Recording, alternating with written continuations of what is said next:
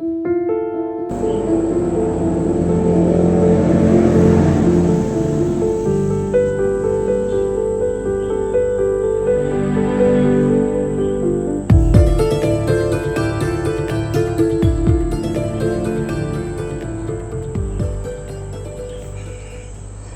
സുഭാഷ് കൊച്ചിൻ എന്തായി? വല്ലതും നടക്കോ? കഴിഞ്ഞു.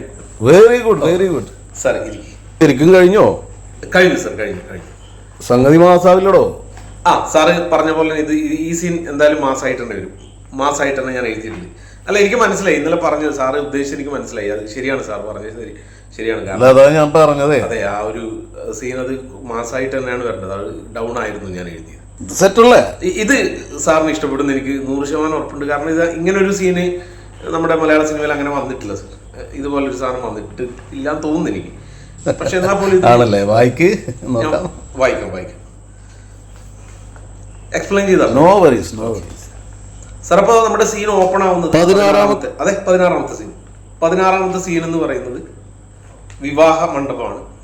അപ്പോൾ വിവാഹ മണ്ഡപത്തിന്റെ അതിൻ്റെ അകത്തുള്ള പരിപാടികളൊക്കെ നമ്മളിങ്ങനെ ജസ്റ്റ് ഒന്ന് കാണിച്ചു കഴിഞ്ഞിട്ട് പിന്നെ നമ്മുടെ ഷോട്ട് എന്ന് പറയുന്നത് ഈ വിവാഹ മണ്ഡപത്തിൽ ഇരിക്കുകയാണല്ലോ നായിക വത്സല. അതെ, വത്സല ഇരിക്കുകയാണ്. വത്സലയെ കല്യാണം കഴിക്കാൻ പോകുന്നത് നമ്മുടെ വരനുണ്ട്, ദാമോദരൻ എടുത്തിരിക്കുന്നുണ്ട്. പുള്ളി ഭയങ്കര ഹാപ്പിയാണ്. വത്സലയെ നല്ല ഹാപ്പി ആയിട്ടിരിക്കും. പക്ഷെ നമ്മൾ വത്സലയിലേക്ക് പോകുന്നത് എങ്ങനെയാന്ന് വെച്ച് കഴിഞ്ഞാൽ ഒരു പ്രൊഫഷണൽ കില്ലറുടെ ഒരു വലിയ ആ ഗണ്ണിന്റെ വ്യൂ ഫൈൻഡറിലൂടെയാണ് വത്സലയെ അവരിങ്ങനെ കാണുന്നത്. വ്യൂ ഫൈൻഡറിൽ ഇങ്ങനെ ഫോക്കസ് ചെയ്യാണ് വില്ലൻ. അതെ, വില്ലൻ വത്സലയുടെ ക്രഷ് എക്സ് മുമ്പത്തെ ബെസ്റ്റി എന്നൊക്കെ പറഞ്ഞ ആ പരിപാടിയാണ്. അവരുടെ പേരിട്ടോ തോപ്പുംപടി വീരരാഘവൻ. പേര് നന്നായിട്ടുണ്ട്. എനിക്ക് തോന്നി സാറിന് ആ പേര് ഇഷ്ടപ്പെട്ടു. തോപ്പുംപടി വീരരാഘവൻ ഇങ്ങനെ ഫോക്കസ് ചെയ്തിരിക്കുകയാണ്. ഇവിടുന്നാണ് സാർ നമ്മൾ ശരിക്കും ആ സീൻ അത് ഓപ്പൺ ആവുന്നപ്പോ മ്യൂസിക് പിന്നെ നമ്മുടെ ഉള്ളേരി സാറല്ലേ, ഉള്ളേരി എന്തായാലും ഗംഭീരാക്കി തരും. നല്ലൊരു ഉദ്യോഗജനകമായിട്ടുള്ള ബാക്ക്ഗ്രൗണ്ട് സ്കോറിലൂടെ ഇങ്ങനെ ഫോക്കസ് ചെയ്യാണ് ഷാർപ്പ് ഷൂട്ടർ ആയിട്ടുള്ള നമ്മുടെ തോപ്പുംപടി വീരരാഘവൻ. അപ്പൊ ഇയാളുടെ ഉന്നം വയ്ക്കുന്നത് വേറെ ആരുമല്ല, വരൻ ദാമോദരനെയാണ്.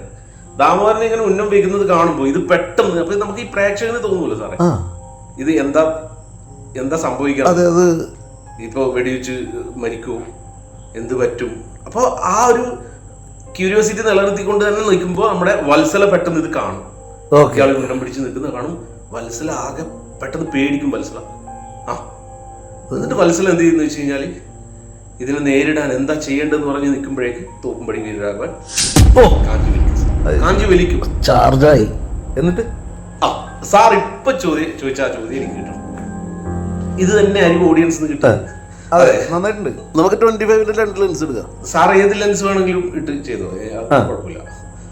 പക്ഷെ മേക്കിംഗ് നന്നായിരിക്കണം. നമുക്ക് പെടക്കാം, എന്നാലേ ഇത് വരും. Okay sir. അപ്പോ ഉണ്ട തോക്കിലെ വെടിയുണ്ട ഇങ്ങനെ ഇങ്ങനെ ഇങ്ങനെ ഇങ്ങനെ ഇങ്ങനെ ഇങ്ങനെ ഇങ്ങനെ പോവുകയാണ് നമ്മുടെ ദാമോദരന്റെ നേർക്ക് പോകുന്നത്. അത് ആ സ്ലോ മോഷനിൽ ഇങ്ങനെ കാണിക്കണം, ഒരു സസ്പെൻസ് ബിൽഡ് ചെയ്യണം. അത് ആ ബാക്ക്ഗ്രൗണ്ട് സ്കോറും അവസാനം അതിങ്ങനെ അയാളെ ഇങ്ങനെ കൊള്ളുന്ന സമയത്ത് നമ്മുടെ വത്സല ഈ ദാമോദരന്റെ നേർക്ക് വരുന്ന വെടിയുണ്ട എന്ന് പറഞ്ഞ് പിടിച്ച് ഒരൊറ്റ ഏറ് നേരെ തോപ്പുംപടി വീരരാഘവന്റെ കണ്ണിലേക്ക് ഇങ്ങനെ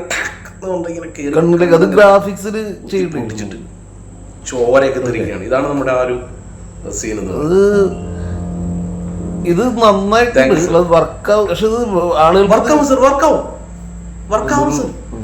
അല്ല സാർ, അത് ഒന്ന് സാർ ഒരു 10 മിനിറ്റ് ഒന്ന് വേറെ ഒന്നും ചിന്തിക്കാതെ അത് തന്നെ ഒന്ന് ആലോചിച്ചു, അതൊന്ന് ഇമാജിൻ ചെയ്യൂ സാറേ. അത് വർക്കാവും. വെറൈറ്റി ആണ് സാറേ. പ്രേക്ഷകൻ സാറ് തന്നെ പറഞ്ഞില്ലേ, വ്യത്യസ്തമായിരിക്കണം. നല്ല സാറേ, മലയാളി പ്രേക്ഷകരെ നിങ്ങൾക്ക് അറിയാമല്ലോ, അവർ ഡിഫറെന്റ് ആയിട്ടുള്ള ഒരു സാധനം കൊടുത്തു കഴിഞ്ഞാൽ ഇതെന്തായാലും വേറെ ഒന്നിലും വന്നിട്ടില്ല സാറേ. നന്നായിട്ടുണ്ടാവും, നന്നായിട്ട്. സാർ ഒന്ന് ഇത് ഇമാജിൻ ചെയ്ത് നോക്കി. ഞാനതൊന്ന് ഇമാജിൻ ചെയ്ത് ശരിക്കും എനിക്കത് ഭയങ്കര എനിക്ക് കിട്ടി സാധനം. അത് ഞാനിങ്ങനെ ഓക്കെ.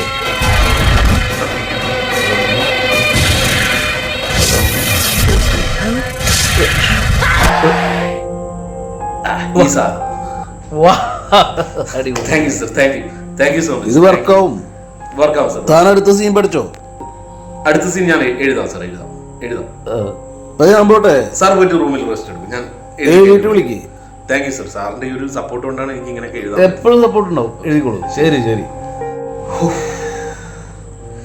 ഈ സീനൊന്ന് ഓക്കെ ആയി കഴിയുമ്പോൾ എന്തൊരു സന്തോഷം എന്ന് പറയാം. അത് നിങ്ങൾക്കൊക്കെ അത് പറഞ്ഞാൽ മനസ്സിലാവില്ല. അതൊരു എഴുത്തുകാരൻ്റെ ഒരു നിർവൃതി എന്ന് പറയുന്നത് അങ്ങനെയൊന്നും പറഞ്ഞാൽ മനസ്സിലാവില്ല. അപ്പം ശരി, ഞാൻ അടുത്ത സീൻ എഴുതട്ടെ കേട്ടോ. സാർ വരുമ്പോൾ അടുത്ത സീൻ പറഞ്ഞിട്ടുണ്ട്. ശരി, താങ്ക് യു.